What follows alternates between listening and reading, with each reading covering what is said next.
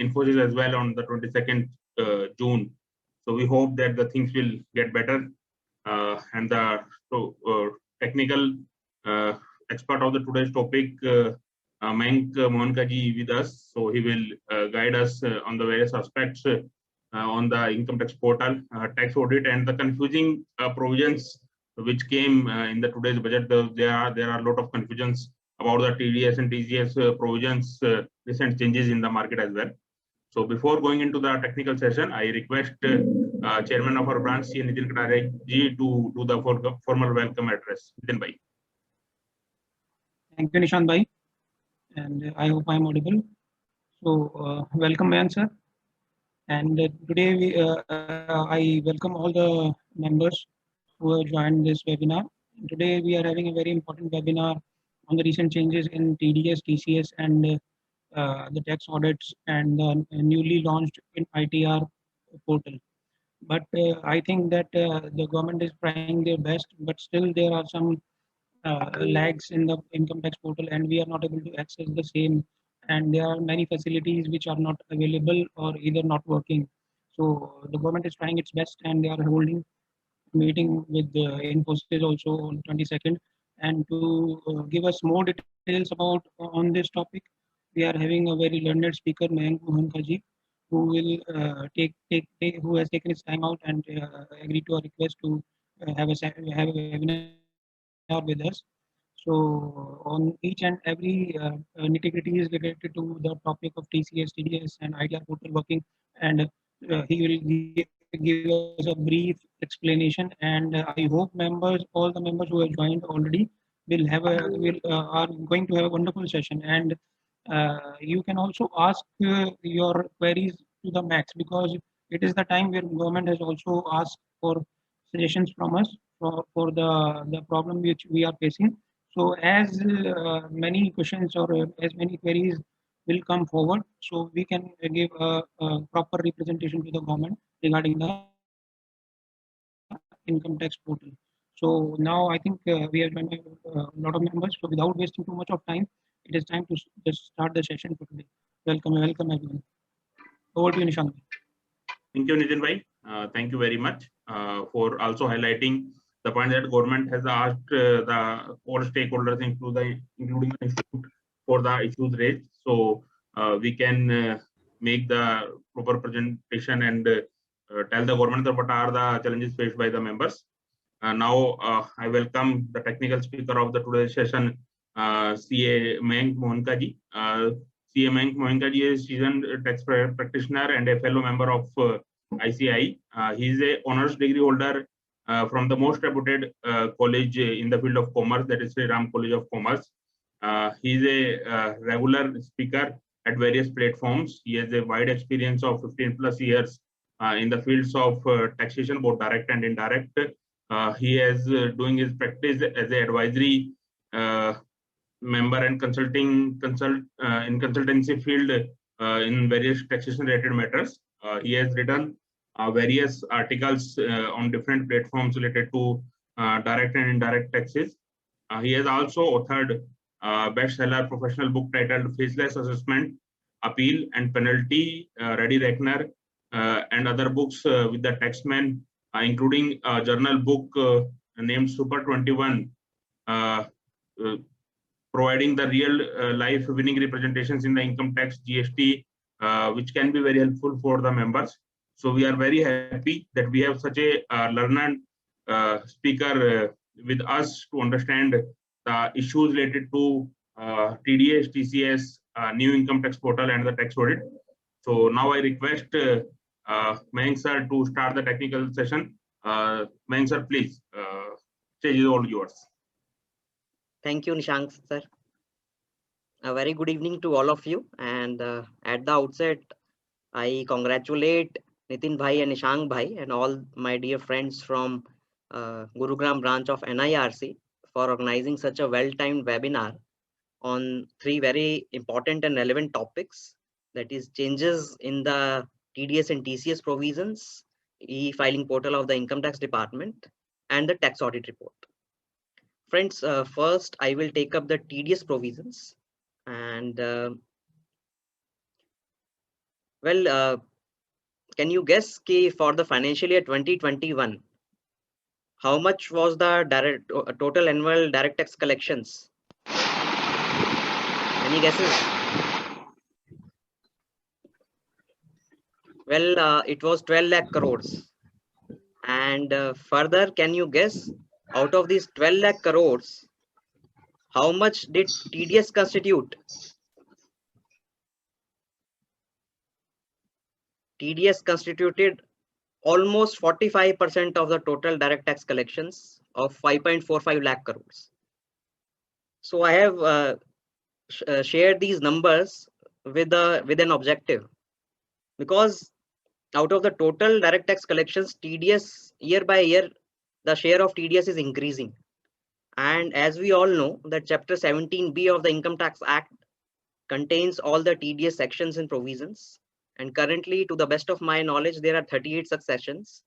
And in these TDS provisions, in a way, the statutory onus and responsibility of the exchequer of tax collection has been shifted to we taxpayers, who are paying the income to the deductees. And interestingly, for discharging this statutory onus and responsibility of the exchequer, the taxpayers are not rewarded in any manner. In fact, to the contrary, any unintentional or slight delay in deposition of TDS may attract some very dire consequences, including prosecution under Section 276B. And in fact, my first published article with Taxman was in relation to this draconian provisions of Section 276B itself, that is need for the review of the prosecution provisions under Section 276B, and which arose because our application for reconsideration of the prosecution initiation was not being considered by the learned revenue authorities. Anyways, now coming back to our today's topic, that is recent changes in TDS and TCS related provisions as per the Finance Act 2021. Well, friends, I have prepared some notes and I would like to share those notes with you. So I will share my screen.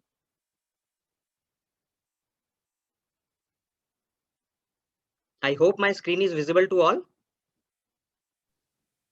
Your screen is visible, sir. Okay, thank you.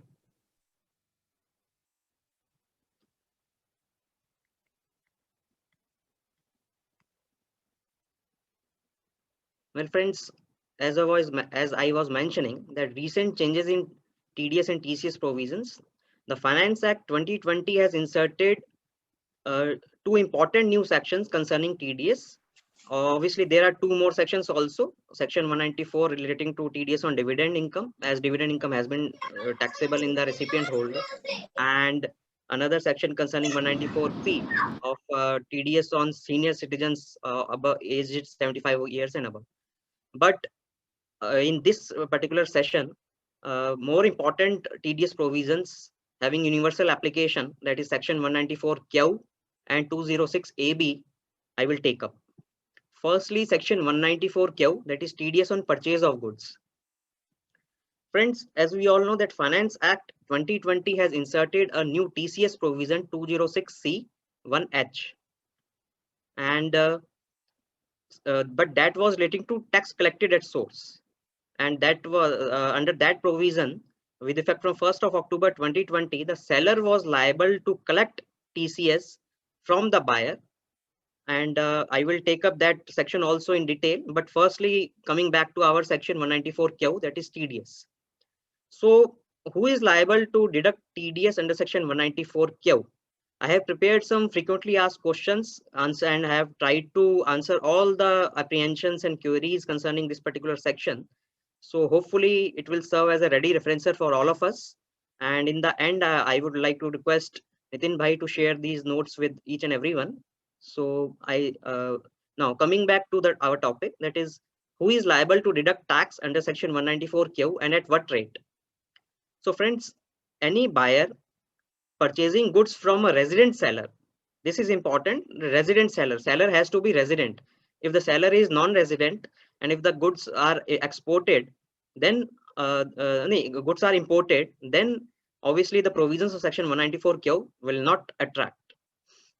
So any buyer purchasing goods from a resident seller and carrying on a business whose total sales, gross receipts or turnover from the business exceeds rupees 10 crores during the financial year immediately preceding the financial year in which such goods are purchased by him is liable to deduct tax at source at the rate of 0.1% of the purchase value exceeding rupees 50 lakhs if the seller has furnished his PAN. Otherwise, the tax shall be deducted at the rate of 5% under section 194Q with effect from 1st of July 2021. Friends, first of all, the provisions, the newly inserted section 194Q, the provisions are applicable with effect from 1st of July 2021. And accordingly, any person who purchases any goods from a resident seller and the threshold criteria of the turnover which needs to be checked is that of the buyer only, not of the seller. So any buyer whose turnover in the immediately preceding financial year was more than 10 crores, and if he purchases goods during this current financial year in excess of rupees 50 lakhs, then he is liable to deduct tax at the rate of 0.1% in excess on the purchase value, which is in excess of rupees 50 lakhs. And obviously, if the seller has not furnished his PAN, then under section 206AA, which was the old section, the TDS rate under this section prescribed rate is 5% and not 0.1%. 0.1% means, as a ready reference, for any purchase of 1000 rupees, 1 rupee. Thus, for the current financial year 21-22, the liability to deduct tax under this provision will arise if the turnover of the purchaser was more than rupees 10 crores in the financial year 2021. Financial year 21-22 currently going on. So with effect from 1st of July 2021, this liability will arise for the buyer whose turnover in the immediately preceding financial year 2021 was more than rupees 10 crores.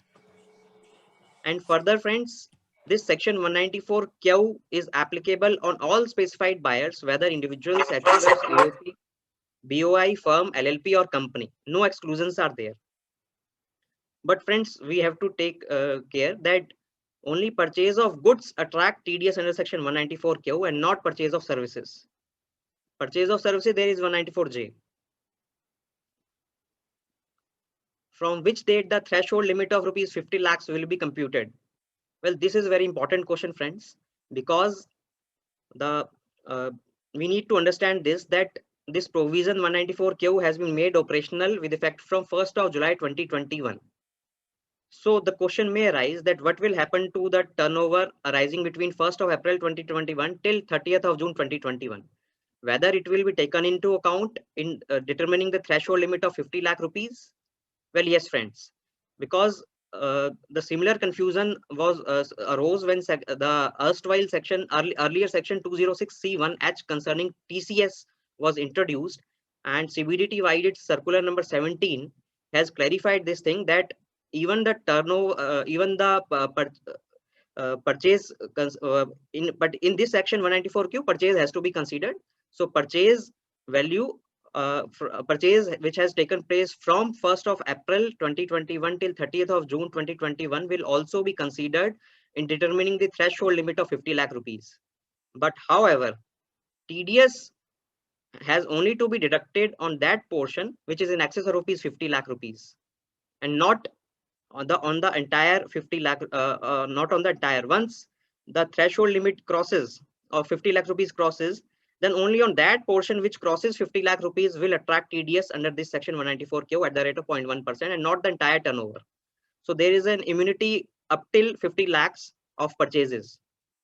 And here I would like to clarify one more important thing, that unlike the provision of TCS under section 206C1H, which casted the responsibility of collecting TCS at the rate of 0.1% on the seller on his sale consideration, which has been received by him in excess of rupees 50 lakhs. However, in this particular section 194Q, the triggering point is the booking of purchase or payment, whichever is earlier.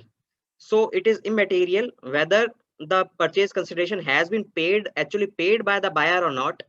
If he has booked sales in his books of accounts on mercantile basis, and even if he has not made payment for that, then also he will be liable to deduct TDS at the rate of 0.1%, from such purchase consideration, from sale consideration of the seller, which is in excess of rupees 50 lakh rupees.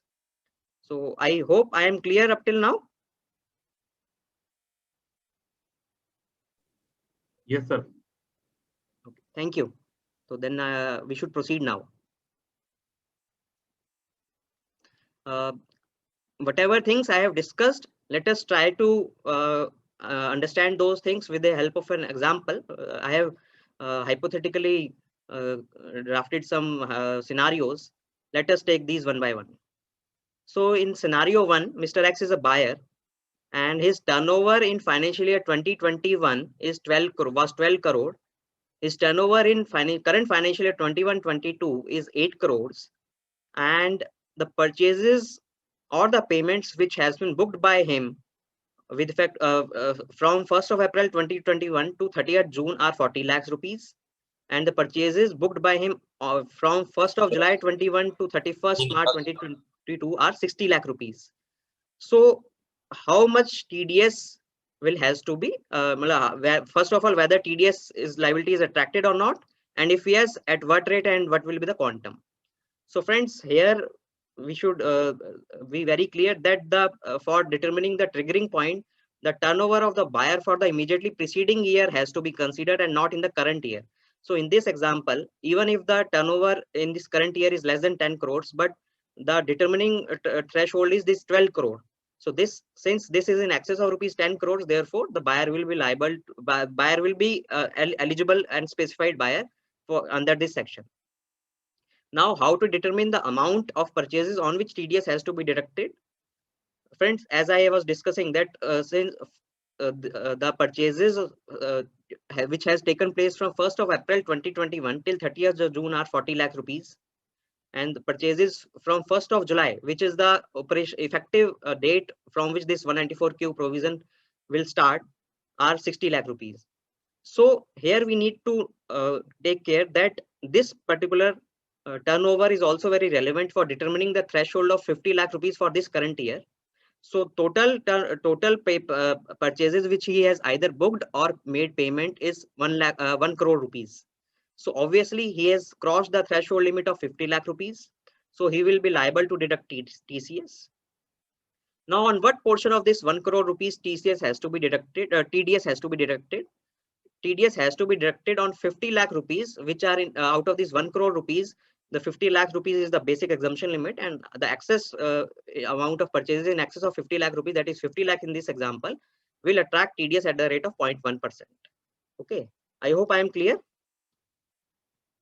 Similarly, coming to the second scenario is the turnover in the previous year, financial year 2021 was 10 crores, and the turnover in this current year of the buyer is 25 crores. I am speaking of the turnover of buyer in 194K and not seller. So since the threshold criteria is in excess of 10 crore turnover, therefore in this second criteria, TDS will not be required to be deducted. Similarly, this third criteria, turnover was 20 crores, so obviously he will be liable to deduct TCS. Total purchases are 90 lakh rupees. So 90 lakh rupees may okay, here also there are two school of thoughts, so more clarity will be required from CBDT in near future. Whether suppose in this example total is 90 lakhs, so 90 lakhs, whether 40 lakhs will attract TDS or only 10 lakh rupees. So going by the previous circular, only 10 lakhs will attract TDS, because only purchase with effect from 1st of July, this TDS section has been made operational. The earlier, for 3 months, the purchase consideration has to be considered only for the limited purpose of determining the excess of 50 lakh rupees or not, and not for the purpose of determining the calculating the liability. So in that case,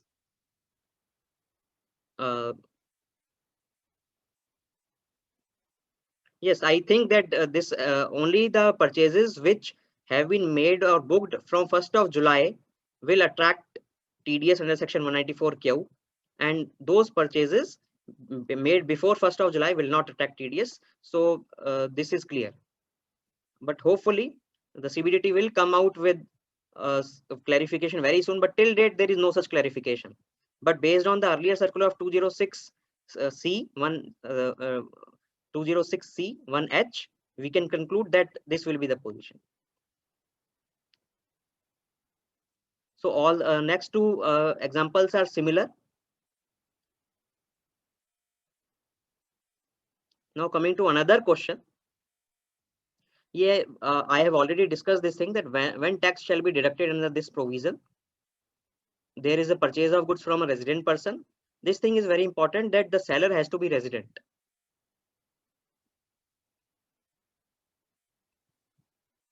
Now, what shall be the timing of deduction of tax? Like any other TDS provisions, at that tax is required to be deducted either at the time of credit of such sum, or to the account of the seller, or at the time of payment, whichever is earlier. So this is very similar to other TDS provisions.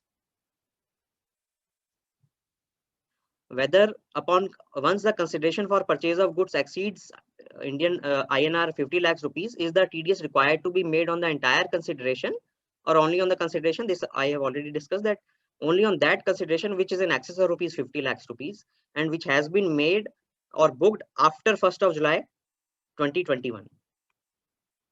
Now coming to very important and interesting scenario or very debatable issue. What is the interplay between TDS under section 194Q and TCS under section 206C1H? Friends, these two provisions look confusingly very similar, but however, there are differences between the two.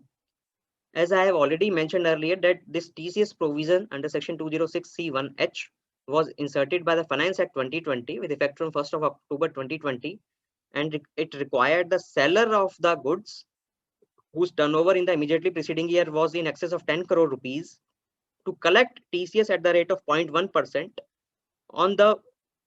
on his sale consideration, which he has received in excess of rupees 50 lakh rupees from 1st of October 2020. Similarly, the provision, similarly worded is the provision of section 194Q, but obviously this TDS liability under section 194Q is on the buyer, and tax is buyer is liable to deduct the TDS, but ultimately the tax incidence will fall upon the seller, because buyer will deduct TDS from the sale consideration of the seller. And conversely, under section 206C1H, seller is liable to collect the tax, but the tax incidence will fall upon the buyer, and from the purchase consideration, seller will collect TCS at the rate of 0.1%. Turnover limit in case of 194Q is that of the buyer in the immediately preceding year, that the turnover should exceed 10 crore rupees. And turnover limit in case of section TCS provision 206C1H, turnover of seller has to be considered in the immediately preceding year, and it should exceed 10 crore rupees. Effective date also I have already mentioned, 1st of July 2021 for 194Q and 1st of October 2020 for 206C1H. Rate 0.1% in both the cases. However, since in the immediately preceding financial year 2021, due to Corona, this relaxation of 0.25% was given. Therefore, the rate was effective tax rate became 0.075%. Amount on which tax is required to be deducted on the amount of purchase in excess of 50 lakh rupees. In case of 194Q, purchase booked or paid, whichever is earlier. And in case of TCS provision, only on the amount of sale consideration received in excess of rupees 50 lakhs, and not on the case of sale consideration booked. So there is this vital difference. PAN is not available of the seller. In case of 194Q of the seller, then 5% TDS rate, and if of the buyer is not available, then 1%.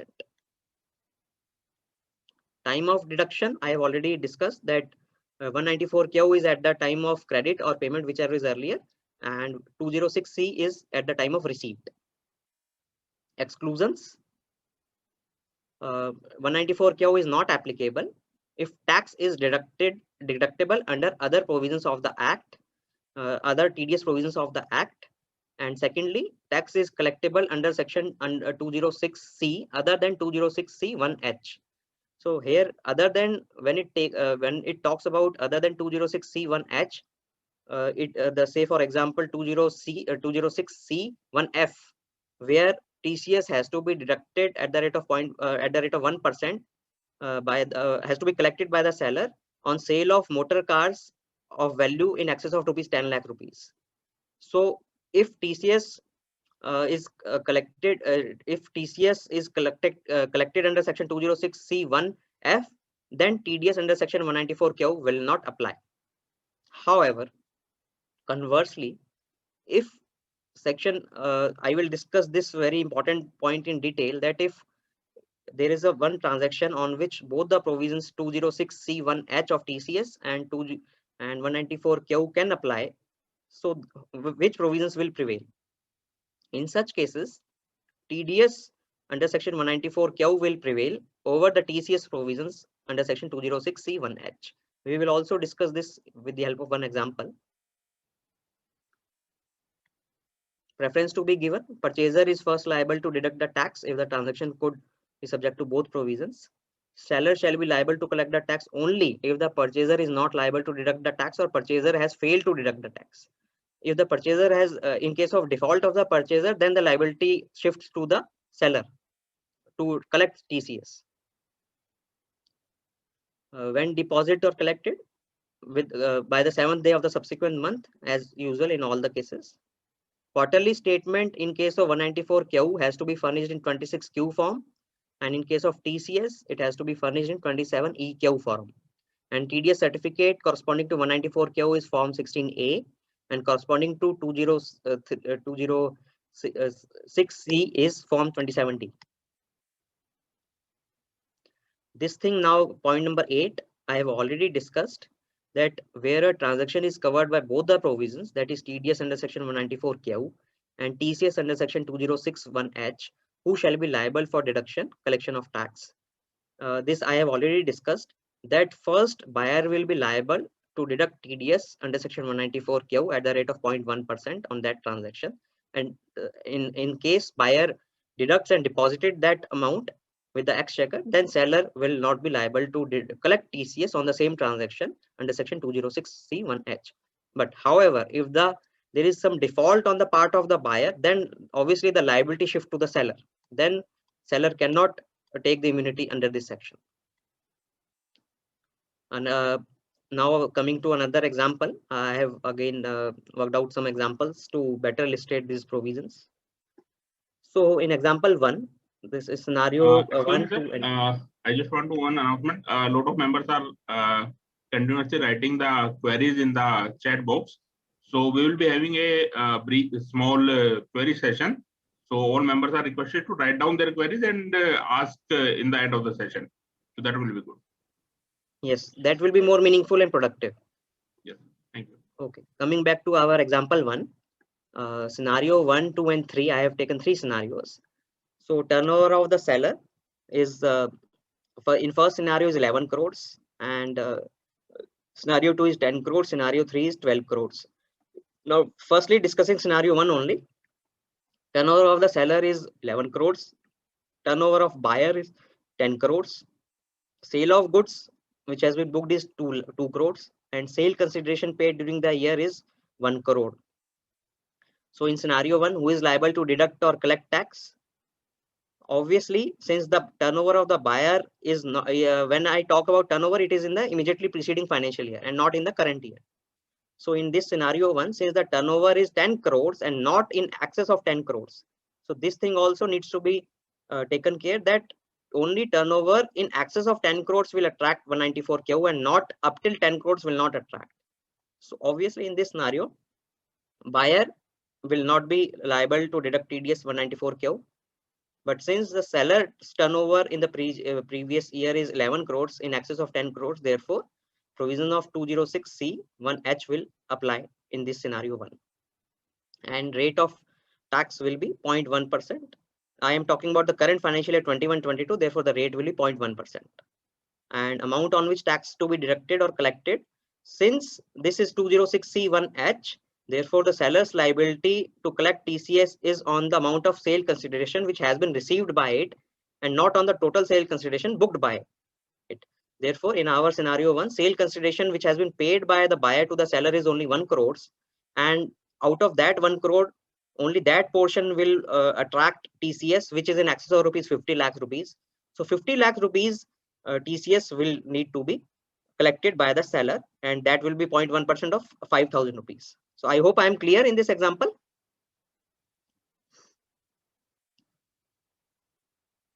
Similarly, coming to scenario 2, the turnover of the seller is 10 crores. Turnover of buyer is 1 crore. Oh, sorry, there is some typing error. The turnover of buyer in this example should be 11 crores and not 1 crores. There was some typical typing error from me. Turnover of buyer is 11 crores. Sale of goods 2 crores. Sale consideration paid 1 crore. Who is liable to deduct tax? Therefore, in this scenario 2, since the buyer's turnover is in excess of rupees 10 crores in the immediately preceding financial year, therefore buyer will be liable under 194Q at the rate of 0.1%. And on what amount this TDS has to be deducted? TDS has to be deducted on the amount of sale consideration which has been booked or paid by him on or after 1st of July 2021. So in our example, sale of goods 2 crores has been booked, and 2 crores here we assume that this sale has been booked after 1st of July 2021. So on what amount this TDS has to be deducted? So 50 lakhs subtracting from 2 crores, so 1.5 crores TDS has to be deducted at the rate of 0.1%, which amounts to 15,000 rupees. Now coming to scenario 3. Scenario 3 is very important. Both the turnover of the seller and the buyer in the immediately preceding year are 12 crores. So when there is a tiebreaker, then who will pay the who will be liable to deduct TDS or collect TCS? So when there is a tie break, then obviously, as we have discussed already, that the purchaser will be liable to deduct TDS under section 194Q and not the seller. So in this our third scenario, the seller, the purchaser will deduct TDS, will be liable to deduct a TDS. All other parameters are same. Therefore, the TCS at the rate of 15,000 rupees will TDS at the rate of 0.1% under section 194Q will be deducted by the buyer, and not seller will not be liable to collect TCS. However, if buyer makes any default in making this in depositing this payment or deducting this tax, then obviously the liability will shift to the seller. Now coming to our example 2. Example 2 is more or less same, but we can hurriedly go through this. Otherwise, we will the presentation is quite long. Seller's turnover is 7 crores. Buyer's turnover is 15 crores. So obviously, the seller will be the buyer will be liable to deduct TDS under section 194Q. Sale or purchase consideration for goods after 1st of July is 55 crores. So taxable amount will be 5 crore. Sorry, 50. We are talking in lakhs. 55 lakhs. Out of 55 lakhs, 50 lakhs will be exempt, and 5 lakhs will be taxable for TDS under section 194Q. 0.1%. Obligated person to deduct buyer section 194Q. Similarly, in second criteria, since the turnover is 15 crores of the seller and buyer is 6 crore, therefore the seller will be liable to collect TCS under section 206C1H. And sale or purchase consideration for goods after 1st of July, it is immaterial. For the when 206C1H, 1st of July is immaterial, 59 lakhs rupees. Taxable amount will be 9 lakh rupees because 50 lakhs will be exempted under 206C1H also. Now coming to second last and last scenarios, because I have taken these scenarios to specifically take care of those things where the PAN number is not available either of the buyer or the seller, as the case may be. So in that case, because of the virtue of 206AA, the higher rate of TDS at the rate of 5% and TCS at the rate of 1% will be applicable. So these two scenarios I have discussed in last two scenarios. So this example, now coming to another some important things. Importing goods. If the buyer is importing goods from outside India, whether he will be required to deduct TDS under section 194Q, even if all other conditions are being fulfilled? No, he will not be required, because for 194Q, the mandatory condition is seller has to be resident and not non-resident. But conversely, currently there is no clarity. But if a non-resident exports some goods to India, sorry, whether tax is required to be deducted in 194 from the goods exported abroad. Suppose a buyer, suppose a seller sells his goods abroad and exports his good abroad. So whether the non-resident buyer in this case will be liable to deduct TDS under section 194Q. However, in 194Q, no specific exclusion has been made in respect of buyer as to who will be the buyer. Residential status of buyer who is making payment has not been considered, has not been excluded, has not been made relevant. So currently there is a confusion, but obviously CBDT should come up with some clarification regarding this. Another very dicey issue is what is the definition of goods, because purchase of goods, the section 194Q only talks about the purchase of goods in excess of rupees 50 lakh rupees. So what will be the goods? The goods, nowhere in the Income Tax Act goods has been defined, but in various sections these goods have been defined. So taking the in sum total of the summary of the all, every kind of movable property other than services and other than immovable property will be covered under section 194Q. Friends, this is very important that only movable property, purchase of only movable goods will attract TDS under section 194Q and not immovable property. Similarly, purchase of services will not attract TDS under section 194Q and only purchase of goods. However, it is also another some clarity is required whether the goods should be only goods used in the business of the buyer or it can be capital goods also. Currently, no such exclusion of capital goods has been provided, and the current provisions will attract TDS liability even in case of purchase of capital goods in excess of rupees 50 lakh rupees. However, the shares and securities will not be covered because in the earlier section 206C1H, CBDT has come up with the circular that to exempt the shares and securities, the purchase of share and securities outside the ambit of this 194Q as well as 206C1H. Capital goods I have already discussed that currently capital goods also attract TDS under 194Q. Now this 40 number point is also very interesting and important. Whether TDS is to be deducted if the buyer is in service industry and he purchases goods from a seller. Suppose the explanation of section 194Q describes the meaning of buyer. Buyer means a person whose total sales, gross receipts or turnover from the business carried on by him exceed rupees 10 crore during the immediately preceding financial year.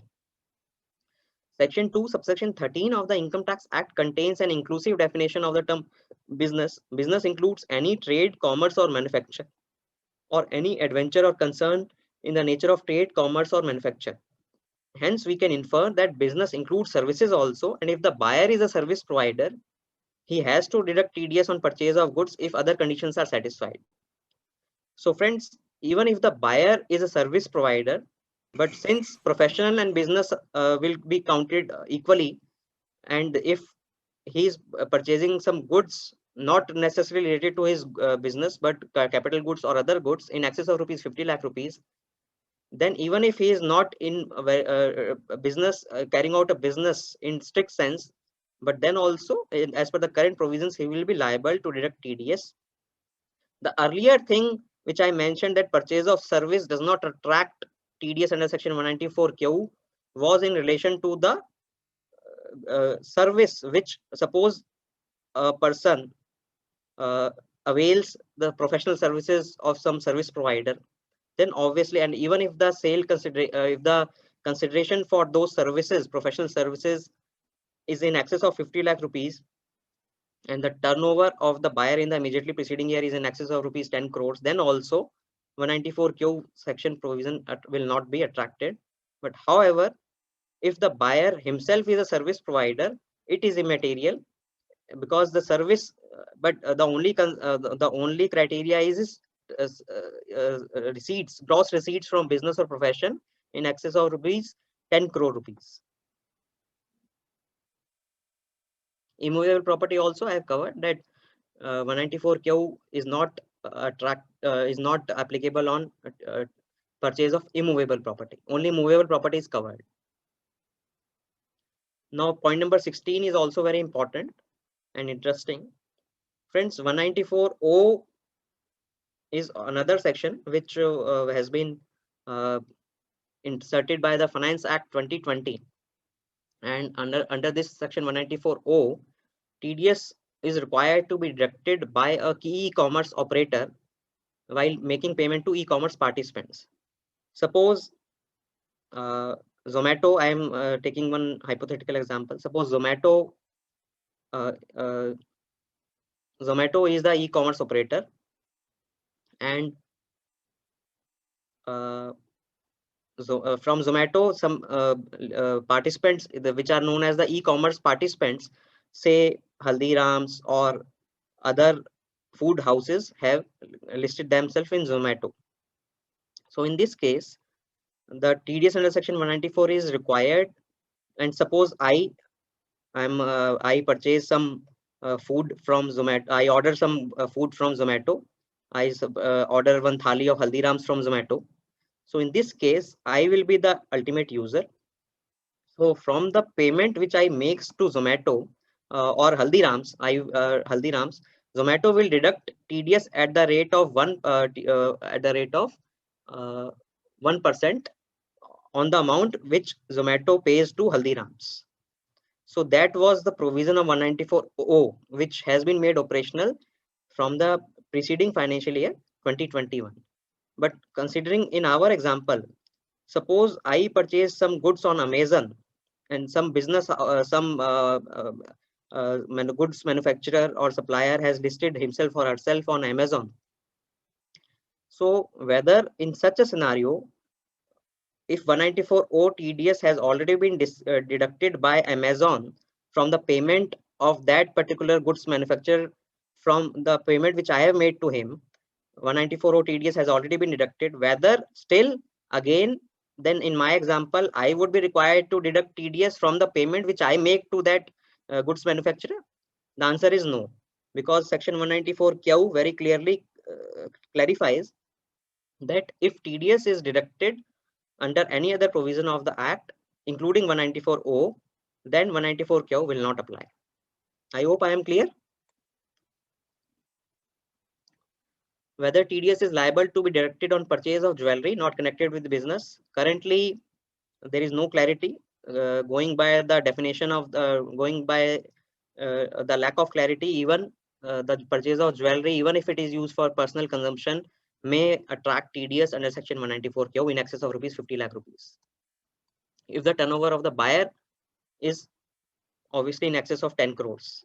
Suppose a layman, like suppose any person or any non-working person purchases any jewelry, then obviously TDS liability will not get attracted because his turnover in the immediately preceding year will not be there. Now, what needs to be covered? What is covered in this purchase value? This is also a slightly dicey issue, but some clarifications were being given by the time when this 206C1H was introduced by the CBDT. Currently, for 194Q, no such clarification has come up, but still going by the previous logic, it appears that this TDS is to be deducted on a total invoice value, including the GST. So GST has to be included in the total invoice value, and on the entire amount, TDS has to be deducted, and not only on the principal amount. Whether TDS has to be deducted on advance payment made to the seller? Yes, very true. TDS has to be deducted if advance payment is being made, credit or advance payment, whichever is earlier. But the other nuance and other nitty-gritty is that if suppose one person gives a loan or advance to another person, and that another person also, and later on at the initial transaction, at the initial stage, this loan or advance was actually in the nature of loan and advance, but at later stage this loan or advance is adjusted against the future purchase, then whether TDS will be liable to be deducted? Yes, in that case, when this loan or initial loan or advance is subsequently adjusted against the future purchase, then TDS will be required to be deducted at the time of such adjustment and not at that time when such loan or advance was initially made. Because at that time, obviously, intention was not known to anyone, and that was actually in the nature of loan and advance. So only purchase of goods will attract TDS and not loan and advance.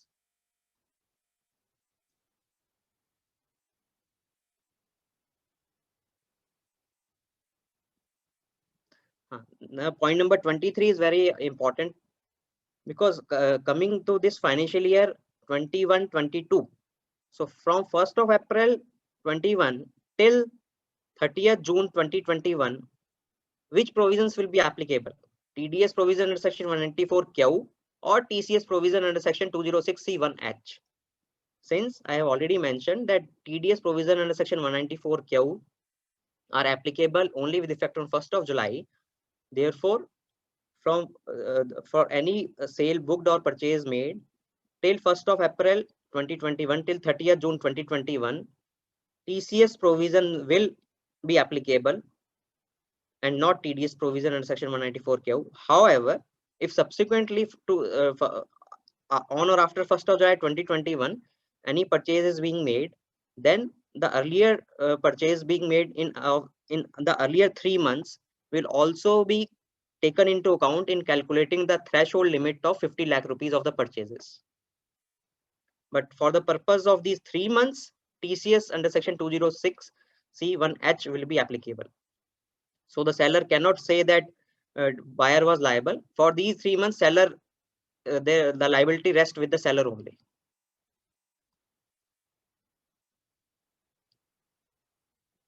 Branch transfer, TDS under section 194Q will not apply because branch transfer is not purchase. Debit note, so what shall be the treatment of debit note for computation of TDS? As the tax has to be computed on the purchase value, the adjustment made to the ledger of the seller by issuing the debit note will not have an impact on the tax to be deducted. So debit note will not change the amount of purchase which on which TDS has to be deducted.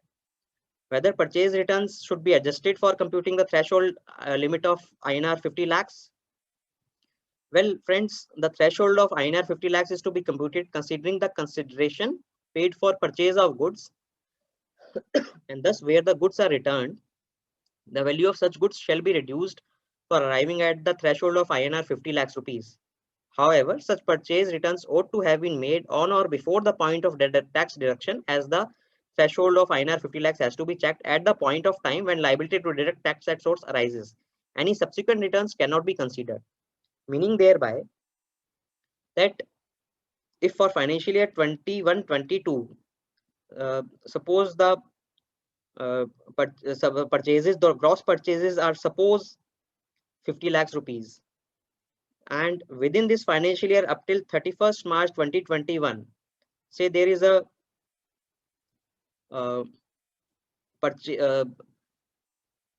at the time of entry of booking purchases in the books, if the purchase returns at that time, obviously TDS needs to be deducted, but subsequent purchase returns cannot be adjusted. But at that, however, at the final payment, the purchase returns made within that at the time of last payment, the purchase returns before purchase returns booked before that last payment of TDS, then that those can be adjusted, but not at that each the purchase returns at each point has to be considered.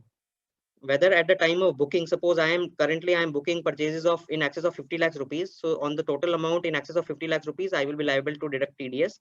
But later on, some purchase returns are being booked. Then obviously, and in subsequent payment, the purchase returns can be adjusted. But in the initial payment, obviously purchase returns point was not there. So the total gross amount will be there. So the purchase returns can be adjusted in subsequent payments. Applicability of TDS on works contract if single invoice issued. Friends, a construction contract involving supply of goods, labor, and other services is now classified as a works contract under GST regulations. However, if a single invoice is issued with no bifurcation into goods and services, a question arises whether the provisions of TDS or TCS will be applicable. Friends, in this case, since this will be a composite supply and works contract, it will be considered as a works contract and attracting TDS under section 194C, and therefore provisions of 194Q will not be applicable. If the seller has multiple units, whether purchase units made from different units need to be aggregated. Friends, the limit of 50 lakh rupees purchases is in respect of each seller. But another important point is that suppose the seller is having different units, suppose different branches, and he's making sales from different branches, then in that case, whether the 50 lakhs rupees threshold limit will apply to each branch or total. So the answer is the PAN. If different units of the seller are under the same PAN, the amount paid or payable to all such units shall be aggregated to compute the limit of 50 lakhs rupees. So if in case all the branches are under the same PAN, then individual 50 lakhs rupees will not be applicable. All the sales made or by all the units will be aggregated, and if those sales are in excess of 50 lakhs, then those will attract TDS under section 194Q. Point number 29 is also very important. Can a seller apply for the certificate for lower deduction of TDS? Yes, seller can apply. Such certificate shall be issued if existing, and because just like any other section 194C, 194J, 194I, if an application is being made by the deductee under section 197, and if he obtains the lower deduction certificate, then obviously the reduced rate will apply. Okay, I'm wrong. The Finance Act 2021 has not extended the benefit to apply for a certificate for deduction of tax at lower rates under section 194Q. So 197 application cannot be made for TDS under section 194Q. Therefore, this benefit of lower deduction of obtaining the lower deduction of certificate is not available under section 194Q, and TDS has to be deducted at the rate of 0.1% in case PAN is available, and at the rate of 5% if PAN is not available. So I am also now clear, because this is the new thing, but somehow I have prepared some very lengthy notes, so it's always good to correct oneself. What shall be the consequences for failure to deduct or pay TDS? Similar provisions, because this one thing very important, that the failure to deduct this TDS on purchase amount will also attract a disallowance of 30% of the purchases under section 40A subsection IA. Similarly, the penal interest at the rate of 1% for every month or part of the month, or one amount of tax he failed to deduct on the principal amount, and interest at the rate of 1.5%, which if he on failure to deduction, that interest rate is 1% for every month, and for on failure to deposit that tax, the higher interest rate of 1.5% is applicable. The similar penal interest will be applicable under this section also, along with the disallowance of 30% of the purchases under section 40A IA. So this is a very grave consequence which one can face of disallowance of 30% of the purchase on the failure to deduct TDS under section 194Q. The amount may be very nominal, 1 rupee is out in purchase of 1000 rupees, but this small failure may result in some very big consequences, including the 30% disallowance of purchases. Similarly, whether the assessee will be considered as an assessee in default. Yes, assessee will be considered as assessee in default, but however, if the seller has paid all the taxes, then obviously, just like any other provision, the assessee will not be considered as an assessee in default. If the seller has paid due taxes on his sales in his return of income, then the buyer, even if he fails to deduct TDS under section 194Q, should not be considered as assessee in default. But department litigates, so obviously it is but somehow there is Supreme Court judgment of Coca-Cola which has made it very clear that in case the seller or the deductee pays due taxes on his income, then the deductor will not be liable under section 201. But yes, interest liability under section 201(1)(a) will be there. Due date of filing of TDS returns, very similar to all other provisions. So I am just skipping. You can readily assess those things because the presentation is quite long. What shall be the consequences of non-filing of TDS returns? Similar to any other TDS return failure. Friends, okay, give me.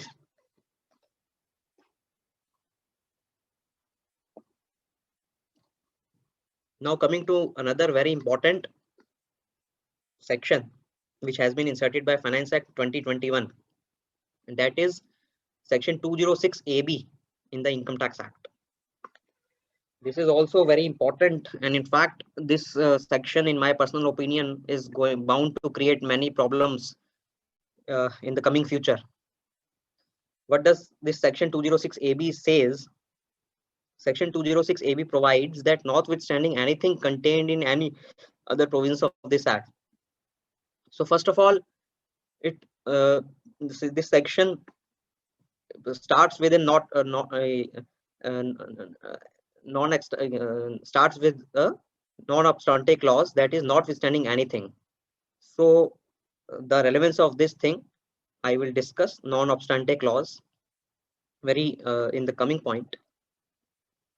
It provides that where tax is required to be deducted at source under provisions of chapter 17B, other than sections 192, that is salary, 192A, 194B, 194BB, 194LBC or 194N, other than these 6 sections, if TDS is required to be deducted and on any sum of income or the amount which is paid or payable or credited, the tax shall be deducted at a higher rate if the specified person, means in case of specified person, the TDS will be required to be deducted at a higher rate. Specified person means a person who has not filed the returns of income for both of the 2 assessment years relevant to the 2 previous years immediately prior to the previous year in which tax is required to be deducted, for which the time limit of filing return of income under section 139(1) has expired, and the aggregate of tax deducted at source and tax collected at source in his case is rupees 50,000 and more in each of the 2 previous years. However, the specified person shall not include a non-resident who does not have a permanent establishment in India. Now I will discuss this lengthy provision one by one.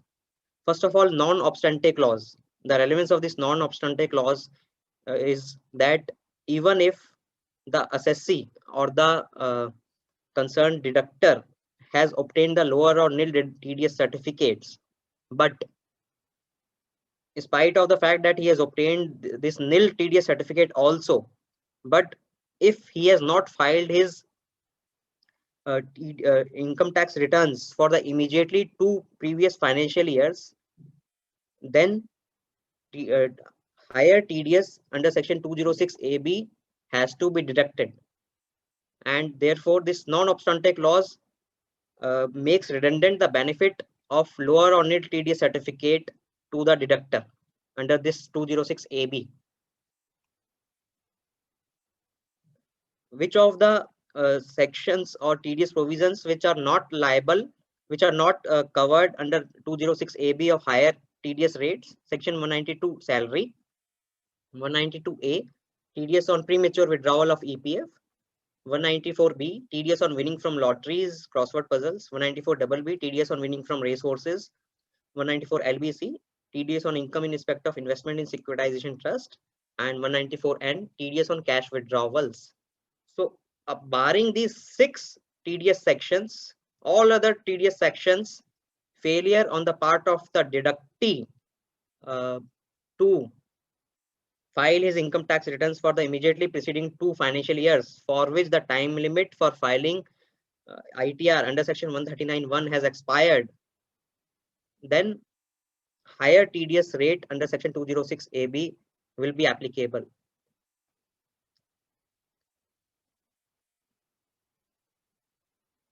Now, higher TDS rate I will discuss. I am very shortly. What will be the higher rate of TDS? I will be discussing very shortly. But first of all, who is a specified person? This is very important because let us discuss this thing. specified person means that he has not filed the return of income for 2 assessment years relevant to the previous years immediately prior to the previous year in which tax is required to be deducted.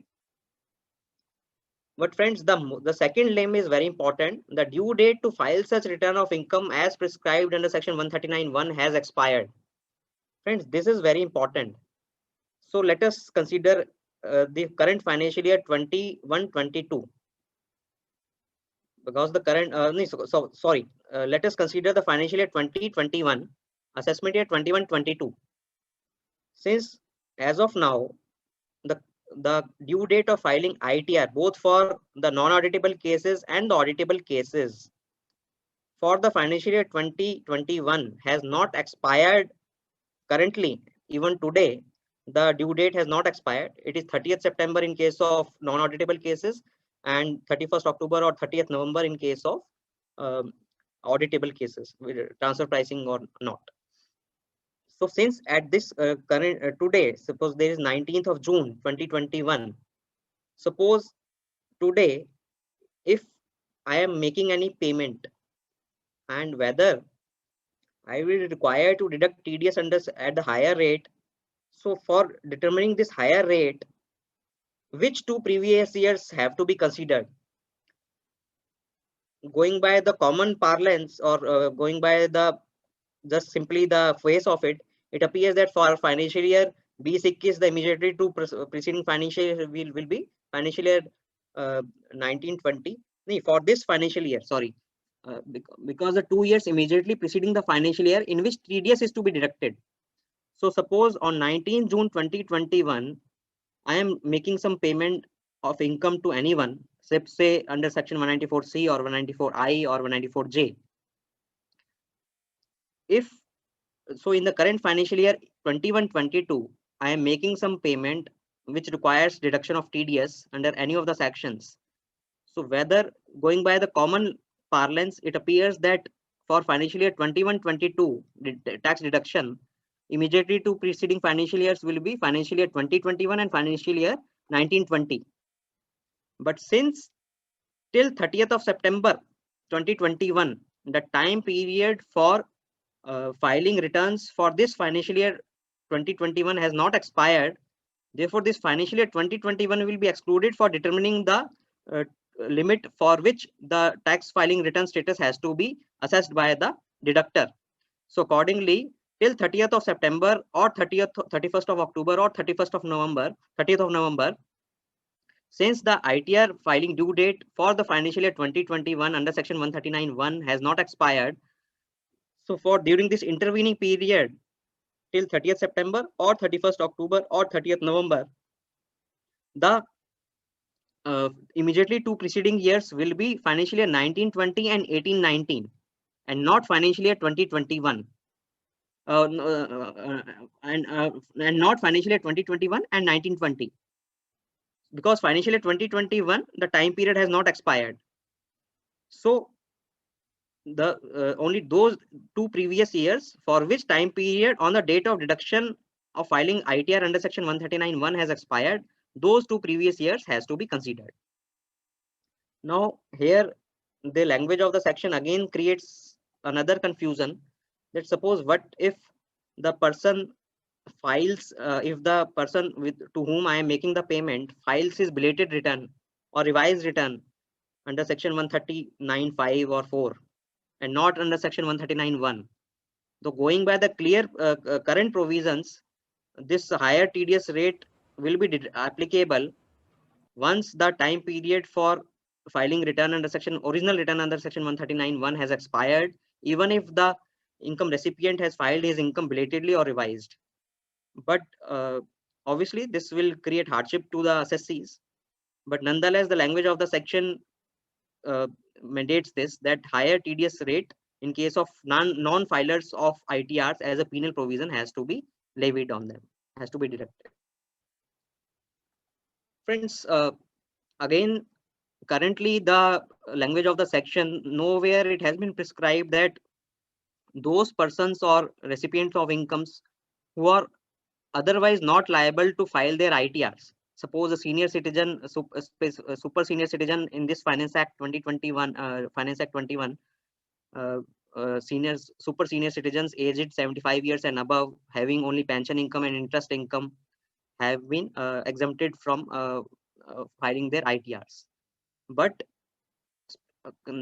coming to this section 206 AB, nowhere it has been excluded that those recipient of incomes who are otherwise not liable to file their ITRs by virtue of any other provisions of the Income Tax Act, whether this provision will still be applicable.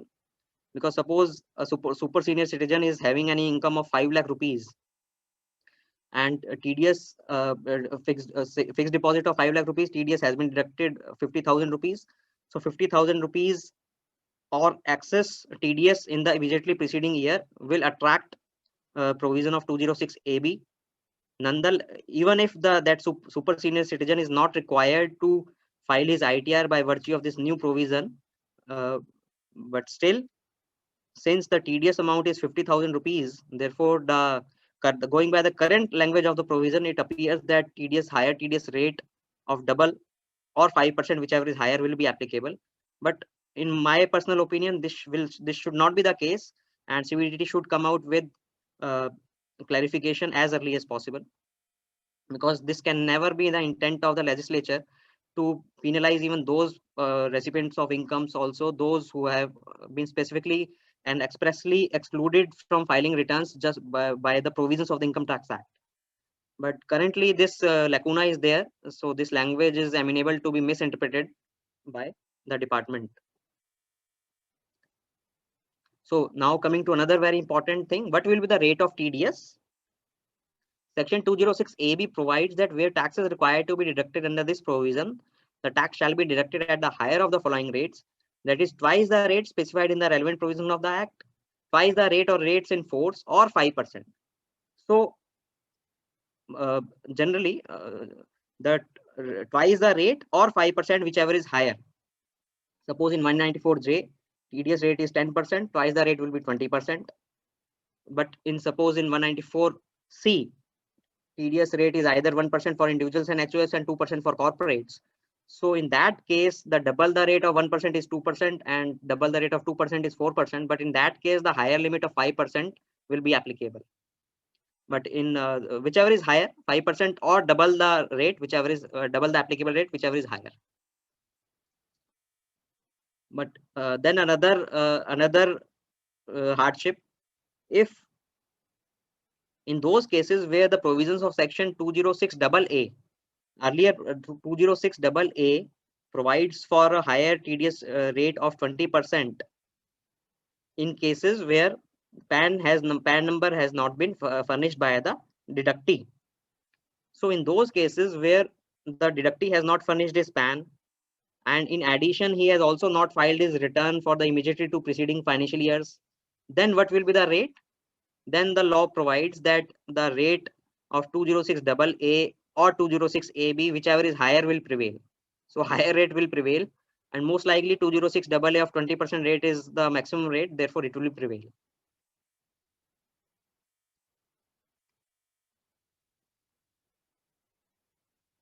But yes, there are two special sections which I need to mention here, that under section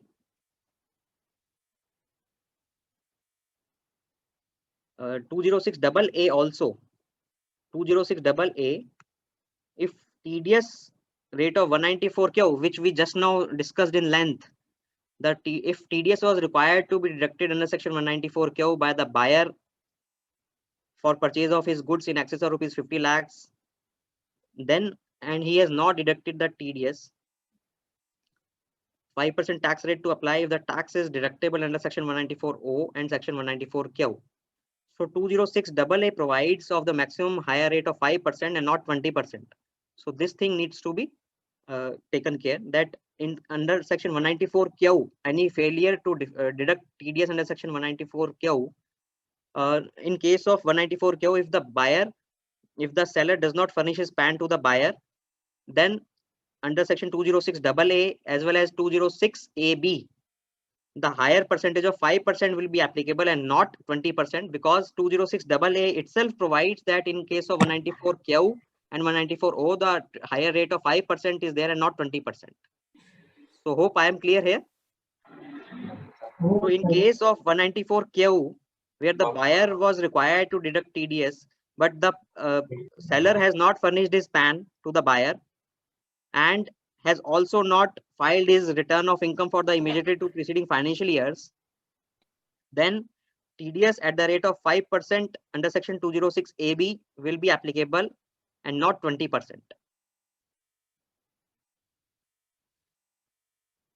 Which years are relevant for financial year 21-22 based on the definition of specified person? This I have already discussed, that for the financial year 21-22, if any TDS is required to be deducted, till the time this due date is still to be still available with the assessees, the immediately two preceding financial years for which the return compliance has to be checked are financial year 18-19 and 19-20, and not 19-20 and 20-21. Okay, but as soon as this due date under section 139(1) for the financial year 2021 will expire, then obviously the two previous financial years will be financial year 2021 and 19-20 and not 18-19. Now coming to another very important issue, because at the time of this insertion, when this Finance Act 2021 budget announcements were being made, some concerns were being raised that how will the deductor know the return compliance status of the deductee? So towards this, the CBDT chairman has come up with a clarification that very soon functionality just very similar to the functionality currently available to banks under section 194N will be made available to all the assessees to determine the return filing status of the deductors. But currently, in view of this new e-filing portal, all the functionalities are non-functional. So this utility 206AB, which the earlier CBDT has clarified, is still not available. So how will the TDS deductors know that this liability, whether he is liable to deduct TDS under section 206AB at a higher rate or not? So coming 1st of July 2021, this provision is being made applicable 206AB. So if this functionality is not being provided to the assessees, then obviously the only option left out with the deductors will be a to ask for a self declaration by the deductees.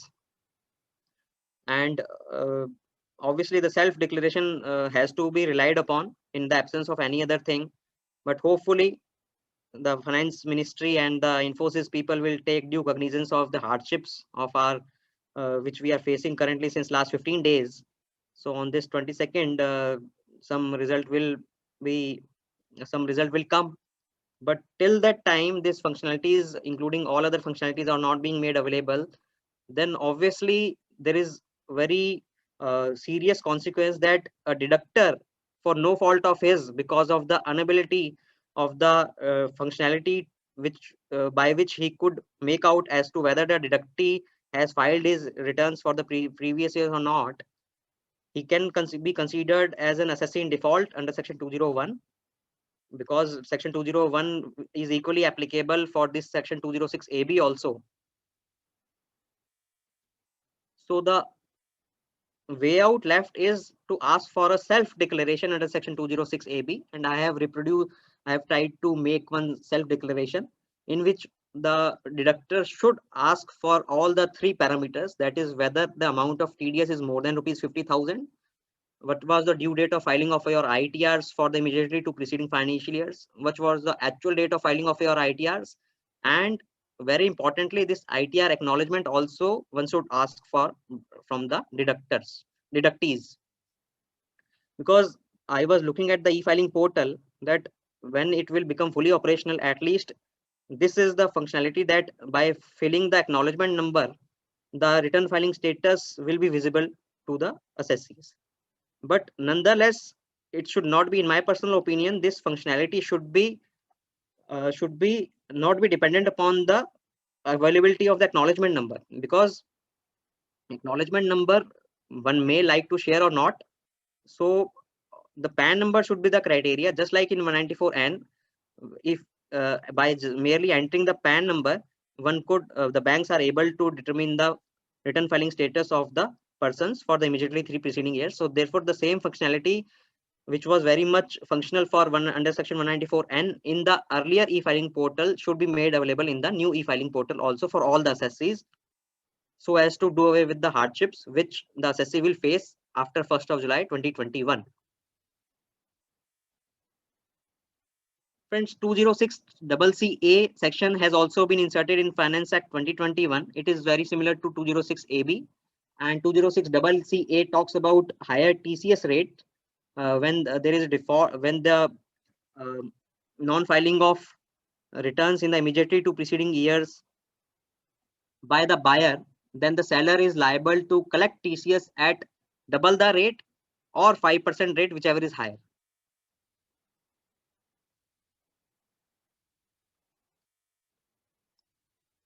Friends, with this, there are other TDS sections also. The two sections, 194 on dividend, since dividend income has been made taxable since financial year 2021.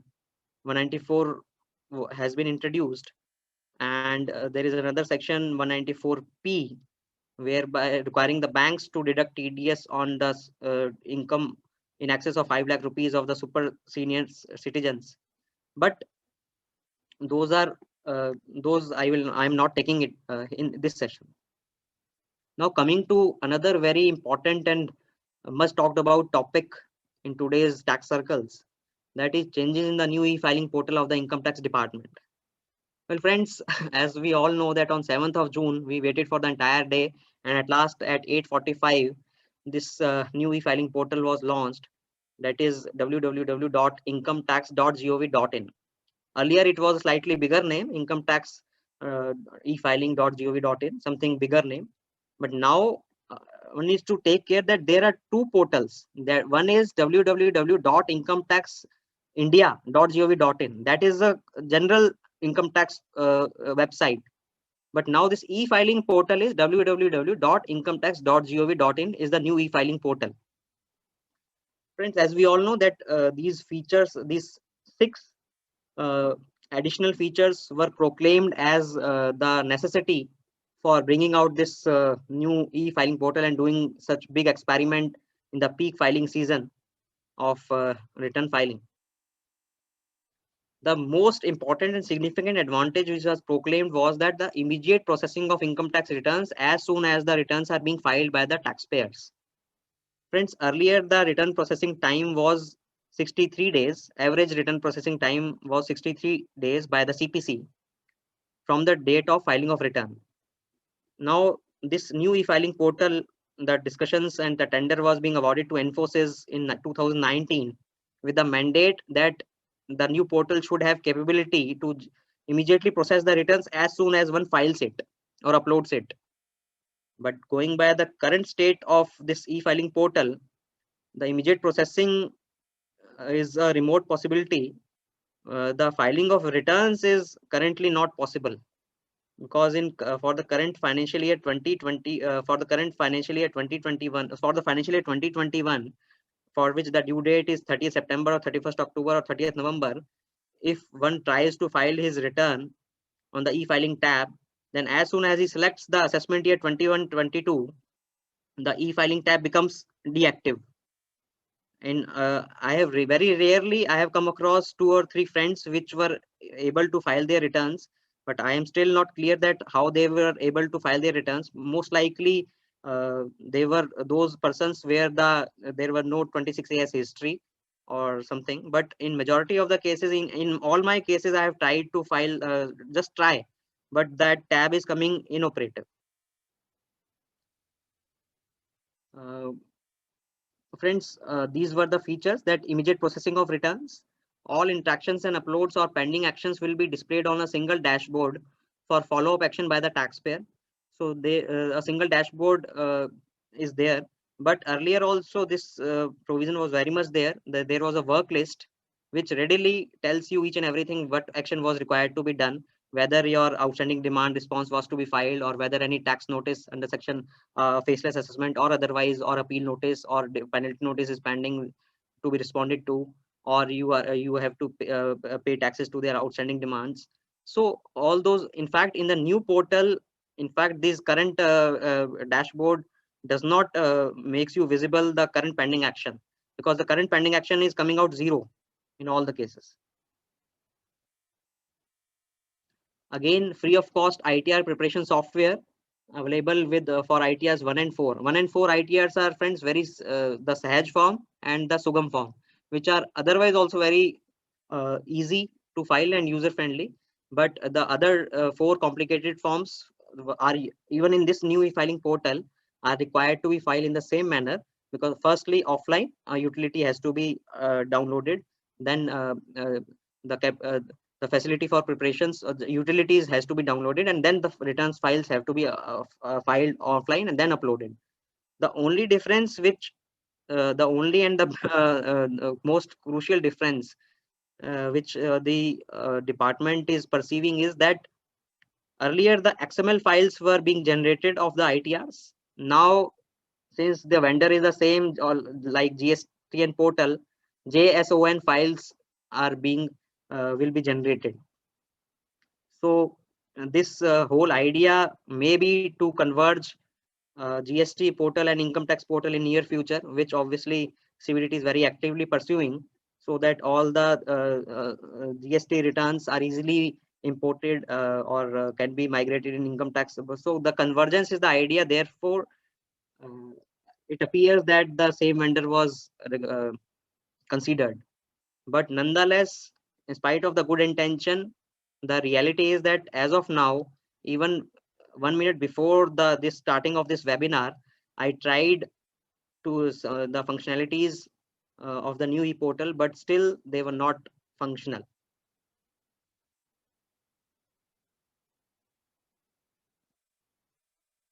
Detailed enablement of pre-filing with the salary, income, interest, dividend, and capital gains. So this was, all these pre-filling details were very much possible in the earlier e-filing portal also, in view of the SFTs and 285BA criteria, annual information returns. So these were very much there in the earlier e-filing portal also. New call center for taxpayer assistance for prompt response to taxpayer queries. There is one Tax Genie Autobot, but obviously it is not an AI, artificial intelligence enabled thing. It only is a kind of better presentation of the earlier user manuals and FAQs. The pre-filled question and answers, as soon as it picks up the keyword, suppose I mentioned return filing, ITR, it picks up the keyword ITR or return filing and bombards me with every kind of FAQs, and which the already has been stored in its memory. Suppose yesterday I put one question, that how to file my form 10A for re-registration of my trust. It was answerless, because currently no pre-filled data was being filled for this query. So just to make it more attractive, the earlier help sections and FAQ sections have been converted into and transformed into this Tax Genie Autobot, in my personal opinion.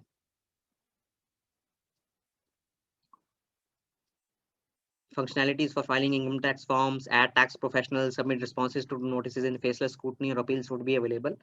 So these functionalities were very much available, and in fact the system was working very seamlessly and smoothly up till now, the older one. But obviously the newer one, time will tell, and we have to wait for the time for the improvements to be incorporated. Friends, as we all know, that in view of these technical glitches, our Honorable Finance Minister has tweeted on 16th of June that on 22nd of June, there will be one high-level meeting with Infosys vendor and all the stakeholders, including CBDT members and the ICAI members and all the taxpayers, the representative taxpayers. So for that, our Honorable FM has invited written representations also from the stakeholders. So we are very thankful for the Honorable FM to at least take cognizance of our genuine hardships and give us an opportunity for representation for seeking remedial measures. So to that cause only, I have made one representation, and yesterday only, because yesterday was the due date, up till 7 PM, this representation was required to be made at the fmo.nic.in email ID of the Honorable FM. So which I have done because it was my considering it my responsibility. I have done that. So I have reproduced that representation only here. I have tried to, in this representation, I have tried to practically demonstrate the currently non-functional functionalities. So obviously, first one is slow processing speed. Friends, on the first day and on next 2 or 3 days, obviously, we were not able to even log into our registered e-filing accounts. However, currently, the login is possible and it is not a matter of concern.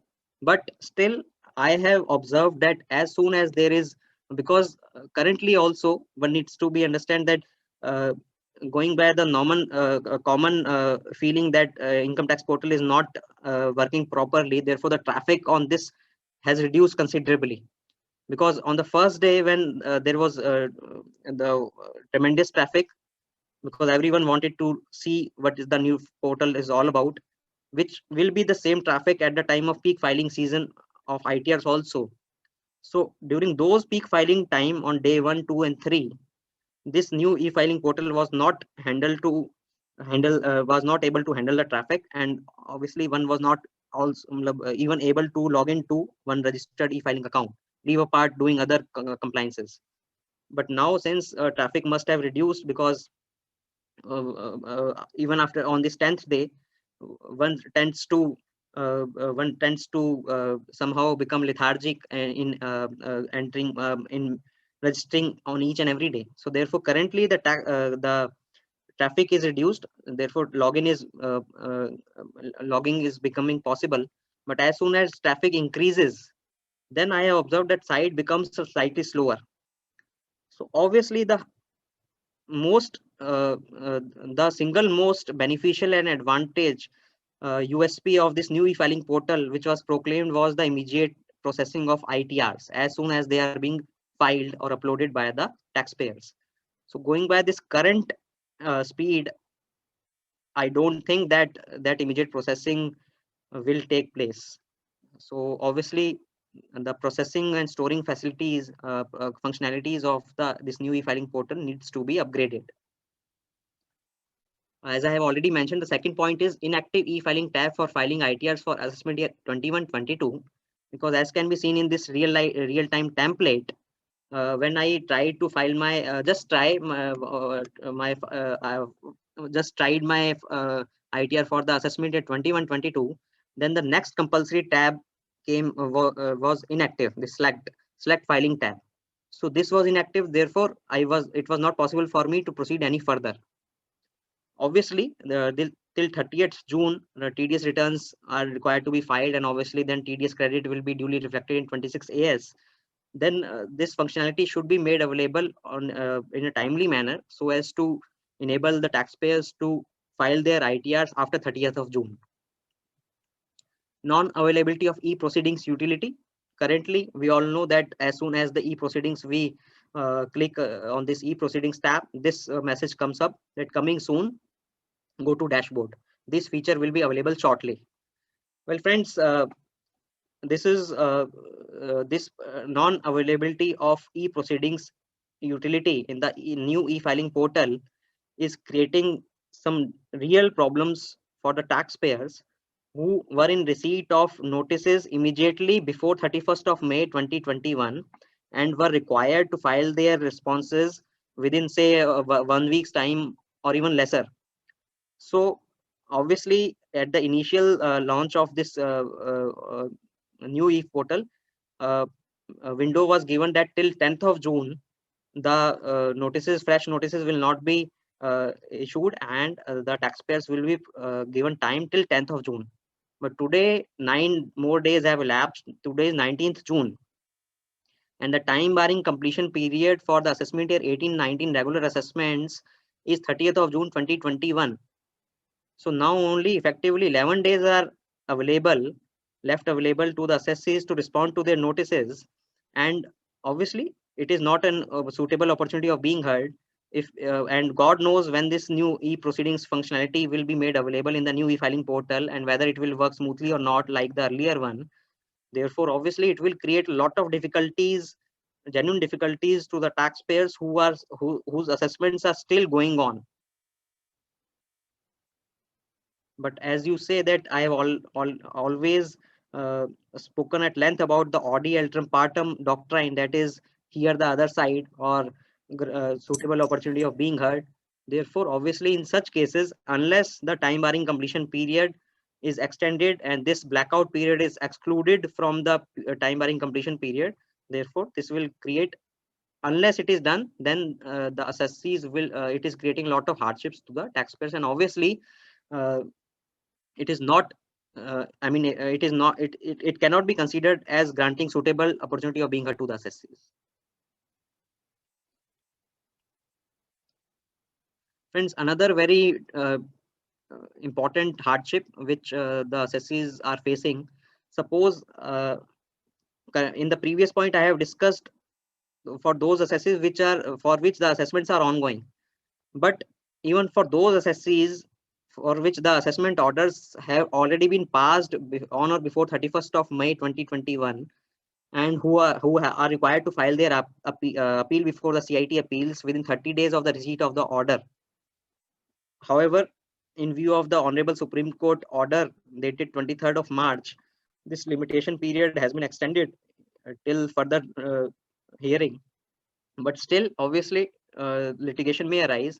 And currently, for one of my client, when I tried to file the appeal, there is one on the e-filing. There are two types of e-filings: e-filing ITRs and e-filing forms. So when I went to e-filing forms, and within the available forms, when I selected form 35, to my to my uh, uh, to my misery, that one form number 35, no matter what I entered the valid DIN of that assessment order in all the permutation and combinations, the full DIN number I tried to enter, ITBA, AST, and the entire thing. Only the numerical part also I tried to enter, but it was not accepting any of the DIN, any of the permutation combination, thereby making my whole exercise of filing appeal before form 35 redundant. Currently, nobody can file his appeal for the orders which have already been passed in this new functionality. This is, I have captured this error. I have tried to capture, and because this the space constraint is only this much, it automatically laps. So then I tried to figure out it by just entering the numerical number, but then also error came. Then another very concern is that non-availability of previous year's ITR forms, ITR acknowledgements, and all other online forms. Friends, as we go by view in the e-filing tab, if we go to the view previously filed returns or forms, then obviously the main forms, ITR forms, or the forms are not visible. Even that tab is deactivated. But the acknowledgement receipts, which it is showing that it will be downloadable, but when we click on the downloadable button, the PDF files do not get downloaded. So it is non-functional currently. So it is also just a misguiding thing that these are downloadable. Currently, these are not downloadable. So currently, one cannot file his or her ITR for the financial year 2021. One cannot file his or her appeal for the assessment orders or other orders which have already been passed. One cannot even see his or her notice, any notice which might have come up. So I have also practically seen that in view of this time barring limitation period, the assessing authorities, either jurisdictional or faceless, are issuing notices and sending those notices to the registered e-filing, to the emails of the registered emails of the assessees. So my advice to all the taxpayers is to, at least till that time this e-filing portal becomes functional, you respond to that notice on that email only, so as to avoid any last minute problems. Non-effective tax genie autoboard, this I already discussed, that I just enter one query that how to file form 10A for re-registration of charitable trust, then this Auto Genie comes out with, are you looking for how to file Form 10E, how to file Form 67, how can a chartered accountant be added?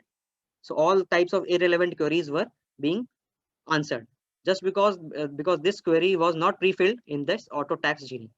And more importantly, this coming to this very next issue, that is, all of us know that all the already registered charitable trust and similar institutions under section 12A or 1023C are required to re-register themselves by filing an online application under section 10A or 10AB as the case may be. But currently in all the online forms, these two forms, Form 10A and 10AB, are not enabled. In fact, they are not there in the e-filing portal. And the due date is 30th of June 2021. So obviously this due date also needs to be extended till the time this new forms 10A and 10AB are enabled in this new e-filing portal. Another hardship is that no possibility of revision of ITR and other online forms. This I also tried my luck that as soon as I click on this select button, I selected the previous year 2021 and I wanted to proceed, but this particular window came up, access denied, sorry, you do not have access to page, you can go to the dashboard. So the only option which this new e-filing portal is making available to the assessee is go to your dashboard and see your dashboard. Condonation request only for ITR-V. Currently, only one type of condonation request can be filed on this new e-filing portal, that is delay in submission of ITR-V. No other condonation of request is enabled. Response to outstanding demand. Although I have been made to know that currently the outstanding demand is appearing, but till the time I checked it and captured the screenshot, the outstanding demand prior to assessment year 2021 were not being reflected in the portal. Therefore, there was no option for the assessee to seize outstanding demand or reply to the notices 245, giving the leeway to the income tax department to adjust its outstanding demand against the refunds. So friends, I have briefly summed up the entire current state of affairs of the e-filing portal. And one thing more, that in my representation, I have mentioned this thing that ironically, this new e-filing portal in its current avatar, instead of facilitating the widely proclaimed progression to digitalization, is in fact currently working in its reverse gear and is forcing reverting to manual filing to avert non-compliance of specified deadlines. One such case in point being the relaxation given by the CBDT in e-filing of forms 15CA and 15CB for foreign remittances in manual format to the authorized dealers till 30th June 2021.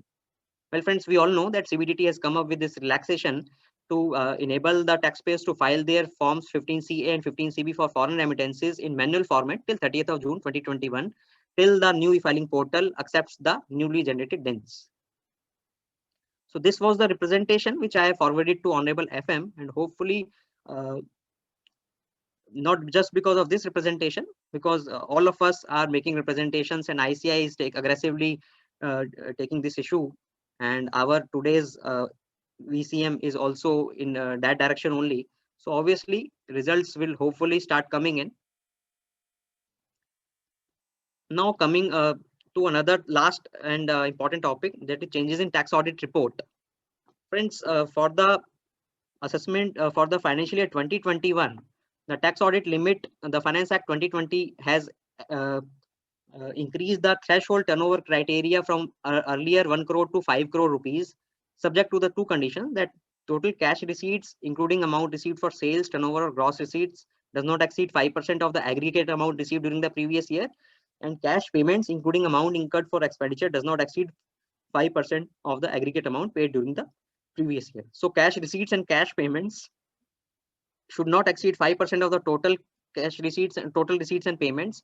And if both these conditions are simultaneously fulfilled, then the turnover threshold criteria for financial year 2021 has been increased in case of businesses from the earlier 1 crore to 5 crores.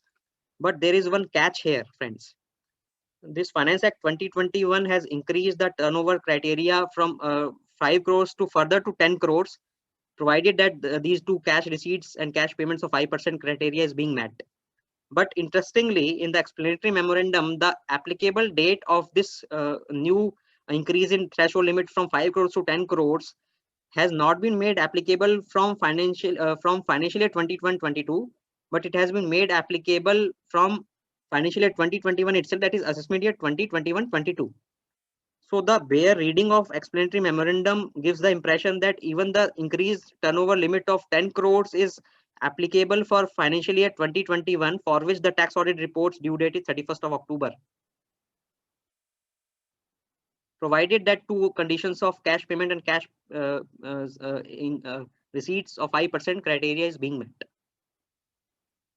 Friends, I have summarized for ready reference of all. I have summarized the turnover limit criteria in case of 44 AD and 44 ADA. So all of you can easily assess these criterias. I will share these notes with Nitin ji. Now coming to our topic, that is key changes in tax audit report for assessment year 21-22. And in fact, one such change is for assessment year 22-23 also. Because CBDT wide its notification number 28/2021 dated 1st of April 2021 has enacted Income Tax 8th Amendment Rules 2021, wide which 6 changes were being prescribed for the tax audit report under 3CA or 3CB, along with the corresponding annexure form 3CD. Friends, Rule 6G Rule 6G of the income tax rules. Earlier, there were 2 subsections which provided that in which cases form 3CA is to be filed, that is on auditable cases where audit is required by any other law, and 3CB where audit is not required by any other law other than 3CA. But currently, friends, I have also raised this issue numerous times, and in our representations, and in fact, my 2 or 3 articles were being also published in Taxman, because earlier to this amendment, what was happening was that the tax audit report filing period was 1 month prior to the tax ITR filing period. But many of the compliances like 43B compliances and TDS compliances under such disallowance for determining the disallowance under 40A, the available time period to the assessee or the auditee to make the corresponding payment was up till the ITR filing date. But since the audit the reporting date was 1 month prior to the ITR filing date, so there were possibilities that at the time of audit filing or audit report, the assessees auditee may not have deposited the TDS or the bonus or the PF, but the auditee claimed that I will deposit these within 1 month as before the filing of the ITRs. So logically, auditee is also correct. And the dilemma for auditors was that how to rely upon those assertions. So I have raised this issue that correct the paradox of audit before compliance, or putting the cart before the horse. And fortunately, that those representations have been now taken due cognizance, and this subrule 3 has been inserted in Rule 6G, which permits now the revision of the tax audit report necessitating on account of these peculiarities, which I have just mentioned, that the time period of certain compliances like 43B payment or 48 TDS is after the return filing is up till return filing date, which is 1 month after the tax audit date. So now, if at the audit filing date, suppose for this financial year 2021 on 31st October, if TDS has not been paid on the expenses, then obviously the auditor will report accordingly, and 30% disallowance may take place. But if at the time of return filing 1 month afterwards, if that TDS has been deposited by the auditee, then now it will be possible for the auditee and the auditor to revise the earlier report and incorporating the subsequent development of payment of TDS or 43B payments. So this amendment permitting the revision of the tax audit report has been made possible by insertion of subrule 3 in Rule 6G. This was very important amendment.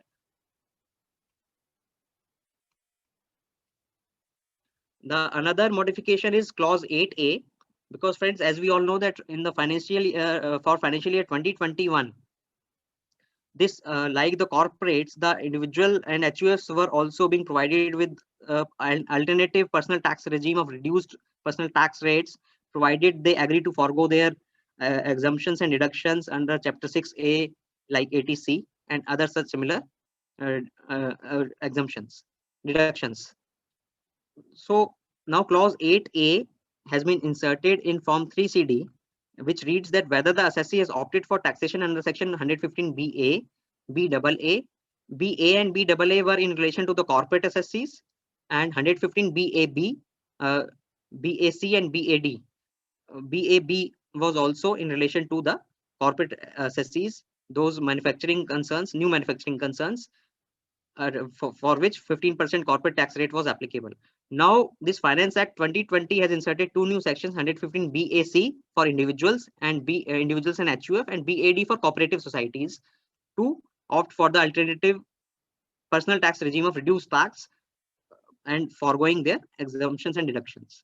So this 8A clause has been the reference to option in case of individuals, HUFs and cooperative societies has also been inserted. Amendment in clause 17 to reports higher safe harbor limit of 20% between actual sale consideration and stamp duty value under section 43CA and section 56(2)(10). Friends, we all know that in order to boost demand in the real estate sector and due to this corona pandemic, a relaxation has been provided by the Taxation Amendment Act that with effect from all those purchase and sale of properties, immovable properties,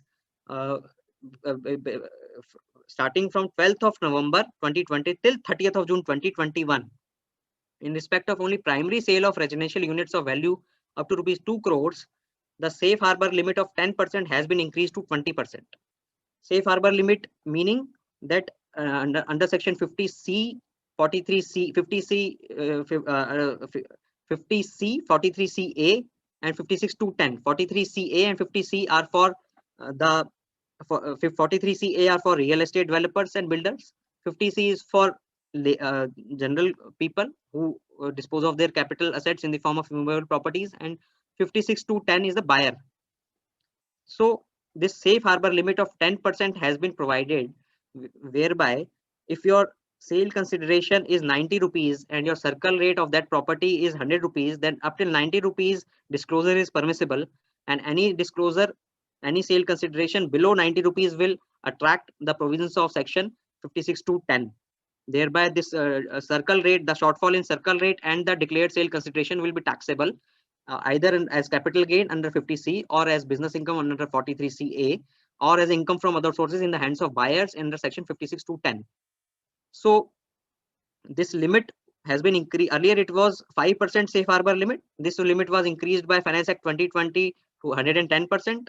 And for this limited period of transaction from starting from 12th of November 2020 till 30th of June 2021 as of now, and only in case of 43CA original allotments and not secondary allotments, and only in the respect of those sales which consideration circle rates are 2 crores, registry value is 2 crores, for those the safe harbor limit has been increased from 10% to 20%, and accordingly in clause 17 part B, this disclosure and relaxation has been incorporated. A fourth amendment is related to adjustment in WDV of assets. Friends, just like corporates, 115 BAC for individuals and HUF, and BAD for cooperative societies carrying on business or profession, and if they opt for alternative taxation regime of reduced corporate tax, reduced personal tax rates, then they have to forego their additional depreciation and the additional depreciation as well as the additional depreciation component in the carry forward losses.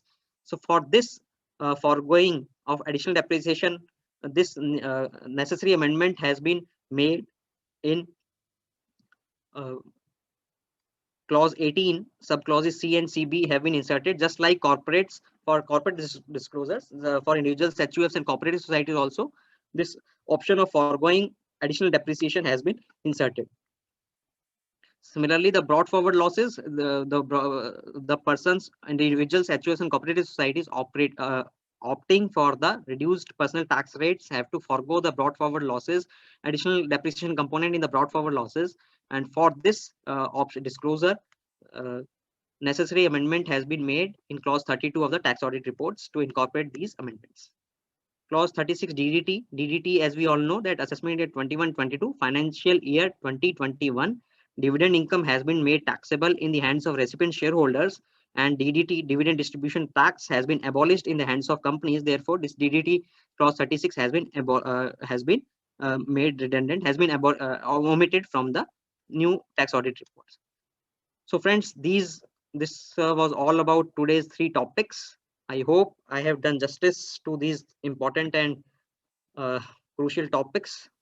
Now I left the platform open for queries of our viewers.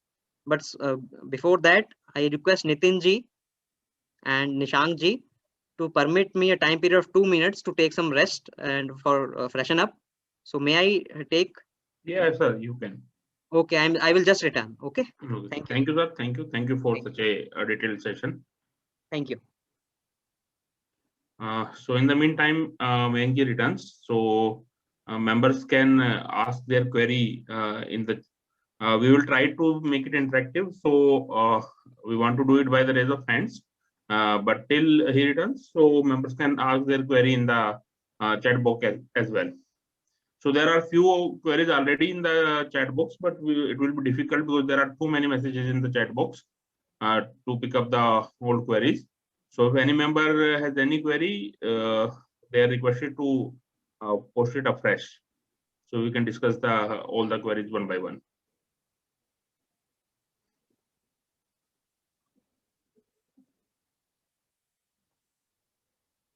A few members raised their hands, so we will take the queries once Menji is back for the discussion. Members, it is very difficult, so we understood that what are the changes. Actually, all the members are already facing the changes in the new income tax portal.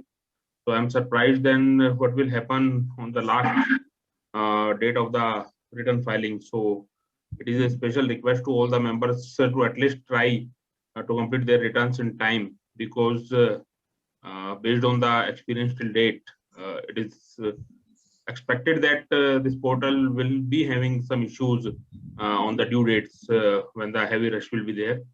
So we need to plan our assignments accordingly, because since last 1.5 months or 2 months, most of members were not working. So there are already a lot of pendencies, and now these glitches in the portals. So it looks like the government is doing whatever started working properly. The government come up with a new thing. So after many years, income tax portal started working properly in last 2-3 years. So now they have came up with the new portal. They are also planning. They have also come up with the new portal for the ROC related work as well, and they are planning to change all the forms of ROC. So we will be having a lot of technical issues in that area as well. So we'll try to cover those areas in some other session. So Mayank are back. So yes, Mayank, we start by taking questions one by one. So one question is there, whether GST is also included in the turnover, and one related question is there, whether the purchase of or sale of the machinery is part of the turnover for calculating the TDS and TCS on the purchase and sale of goods. Firstly, GST is includable. GST is to be included, as I have already clarified in the purchase value. And second was purchase of machinery. Yeah, purchase of machinery also, capital goods has to be included, because currently the good definition of goods does not exclude capital goods from its purview.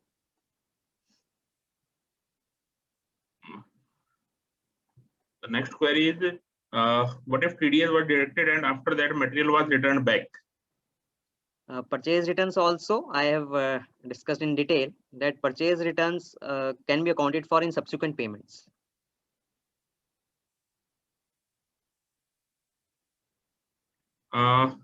So one member wants to ask that in the most of the section, TDS is required to be deducted excluding GST. So what I understand here also we need to deduct on the net part only, but for the calculation of turnover we will include GST. So is that correct, sir? No. For TDS, whether GST, whether TDS will be deducted, deduction will be on the GST part also. That clarification was not only in respect of determining the turnover criteria. TDS currently going by that CBDT clarification concerning the 206C 1H. TDS has to be deducted on GST portion also. The TDS need to be deducted on the GST portion also. But sir, doesn't that will give the incorrect information on the Form 26 AS when the amount of purchase will be reflected on the basis of the TDS deducted? So obviously, yes, very true. But so that will obviously these things need to be corrected. But and 194Q is different from 206. TCS is different from EA. That is why a clarification is awaited. But going by your logic, actually TDS should be deducted only from the principal portion and not on GST. But CBDT has not come up with any clarification till date. Jalak has raised hand. You can unmute yourself and ask your question.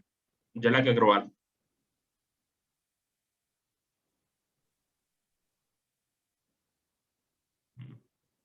Okay, we will take the question from chat box. When there is a disallowance of 30%, then only part of expenses to be considered for TDS deduction. I'm not sure what you want to ask. When there is a disallowance of 30%, then only part of expense to be considered for TDS deduction. No, 30% in case of. In case of question, sir, I didn't get it. I also didn't get it. Yes, Dimple Bhanushali ji, you are very right that 50 lakhs limit is to be calculated on yearly basis. On year to year, this 50 lakhs threshold criteria is there. You are very right.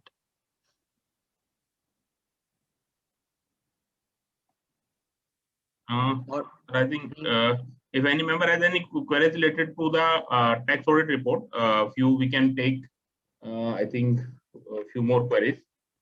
Time is already 6, so there is a time for 3-4 queries. When any query is there, then we will, otherwise we will conclude the session. Okay. So, sir, I think there is no other queries.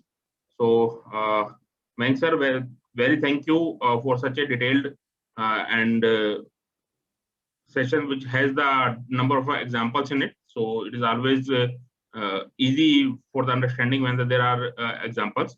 So it is a very detailed and example driven session. So we got a lot of knowledge from this session, and we hope that the income tax portal will start working fine in the days to come. So that is, we all can hope. So there is a very informative session. There are a number of interactions. So for the members, we will share this detail. You will be sharing this PDF with the branch. Yes, Nishangji, I will be sharing the complete notes to you, and which can be shared by all the members. We will upload the PDF on the branch website, where all the PPTs of the previous sessions are also available. So with all this, I want to thank Mayank ji again for sharing his valuable time for this session. We are delighted, and we hope that we will again interact in the future as well. We also want to thank all the members who have participated in the today's program and made this program a successful program. So thank you everyone for such a interactive session. Nitin bhai, any last concluding words? Thank you, Nishant bhai. Thanks a lot, ma'am, sir. It was very informative, and you have explained each and every topic very well. And the presentation or the slide itself is a very informative one. And in the meanwhile, I have also received many requests from the members to have the slide available with. So we will upload the slide on the website itself. So thanks a lot once again. You have covered major topics in a limited time and very beautifully. Thank you once again, sir. Thank you. Thank you, sir. Thank you, everyone.